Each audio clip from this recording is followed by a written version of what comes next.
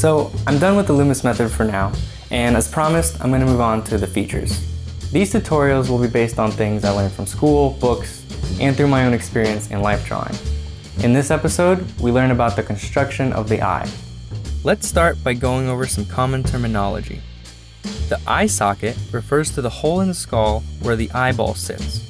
The top edge of this hole has a ridge called the brow ridge. The eyeball is covered by a top and bottom lid. At the inner side of the lids, there is a tear duct, and the white portion of the eyeball is called the sclera.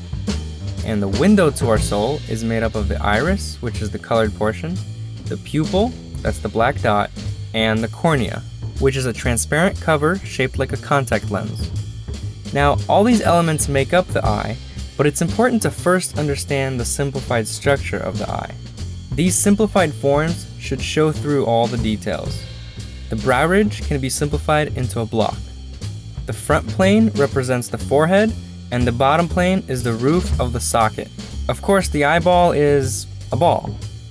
From the side, you can see that the eyeball is deep inside the socket, and the brow ridge acts as an awning to protect the sensitive eye from things like rain, dust, asteroids, and bird poop.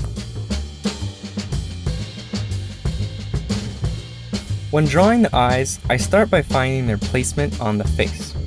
We already know that the face can be broken up into thirds. The brow ridge is represented by the top of the middle third. I like to find the keystone shape of the glabella, which is the space between the eyes, also known as the third eye. From there, I'll continue down the side of the nose to the bottom of the lid and back around to the brow ridge. Make sure to observe how far down that bottom of the lid is. If the person isn't looking up or down but straight ahead, then generally the center of the eyes will be placed in the center of the head. Then, to find the horizontal position, I look for an angle from the wings of the nose to the tear duct. From the front view, this will usually be a straight line up. Of course, first you'll need to find the placement of the nose, which I'll cover next time. And as a general rule of thumb, this width of the eye is about the same as the distance between the eyes. A common mistake is to make the eyes too big. But this doesn't look that good, does it? This is probably because we think of the eyes as being more significant than the rest of the face, and so we do this. But this isn't always the correct way to make something appear more significant. Instead, consider adding more contrast, sharper edges, and more detailed shapes. Now that we have the general forms, the placement, and the size of the eyes established, let's go a little deeper and explore each part individually. The sclera, or commonly called the white of the eye, is a sphere, and so it needs to be shaded like one. Even though it's known as the white of the eye, a common mistake is to actually make it white.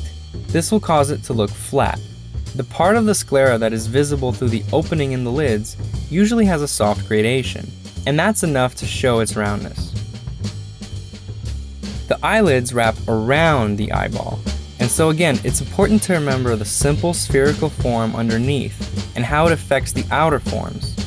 Construct the shape of the top lid using 3 planes, the side planes and the top plane. For the bottom lid, I use 2 planes. Pay attention to the differences between all these angles and don't draw fish shapes or almond shaped eyes. They taste good, but they don't look good as eyes. Typically, the peaks of these planes won't be symmetrical.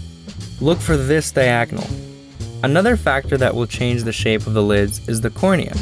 Since it is a convex form, as the cornea moves, it will push the lids out. Notice how the shape of the top lid changes as the eye moves. Also, the lids have some thickness to them, so showing the bottom plane of the top lid and the top plane of the bottom lid is very important. If the light source is above the eye, as it usually is, the top lid will have a shadow underneath, and the bottom lid will have a highlight on top. From the side, the top lid sticks out further to protect what's underneath, just like the brow ridge. And the last thing about the lids is the epicanthic fold. Some people will have the skin covering the entire top lid. Others have the entire top lid visible, and some only a portion.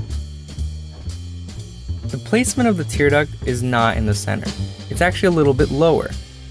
When a person turns far enough towards the side, the eyeball and cornea will cover the connection between the tear duct and the lids, and so you'll see a little piece of the tear duct peeking from behind. The shape and angle of the iris is commonly overlooked. It will only be a perfect circle from the front view. When the eye turns to the side, the shape becomes an oval. The further the iris is from the center, the narrower the oval will become. If the eye looks to the side and up or down, the oval will be angled. To find that angle, imagine a straight line from the center of the eyeball to the iris. The angle of the iris will be perpendicular. The cornea sits right on top of the iris. It is convex and transparent, like a contact lens. The iris, which is the colored part, is also convex, according to anatomical diagrams. But I like to draw it as if it's concave. This gives the eye a more lifelike effect. This is important to know when you start shading. Imagine the light source coming from the top right. The iris, as a concave form, will be lit at the bottom left. The cornea, as a convex form, will have the opposite light pattern. It will be lit at the top right. Since the cornea is transparent, only the highlight will be visible. So an easier way to remember all this is that the highlight will always be on the dark side of the iris. Then I'll put in the pupil as a black dot. The pupil is a hole in the iris that lets in light. The pupil dilates to let in more light and contracts to let in less light. When drawing the pupil from the side angle, be sure to draw it on the iris, not on the cornea. The eyebrow sits on the brow ridge and peaks towards the outer end. The outside ends tend to be lighter, thinner, and have less hair. The shape of the eyebrows varies from person to person, but men tend to have fuller, straighter types, while women tend to have thinner types that peak higher. The trick with eyelashes is to group them together into chunks and draw them as simple dark shapes. From the front, the dark shapes of the lashes will merge with the dark shadow under the top lid. If the lashes are long and curl up enough to be seen as individual lashes, still try to simplify them rather than drawing each lash. I like to draw them blurry as if they're out of focus, group them into little triangles, and vary the shapes. From the side, the shape is like a curly triangle.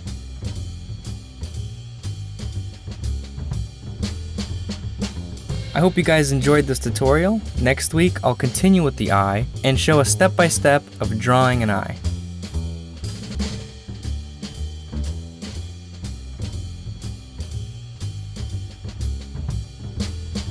Hey, if you like this video, your friends might too. Please help me out and share this video on your favorite social network. And don't forget to subscribe to the newsletter on Proko.com.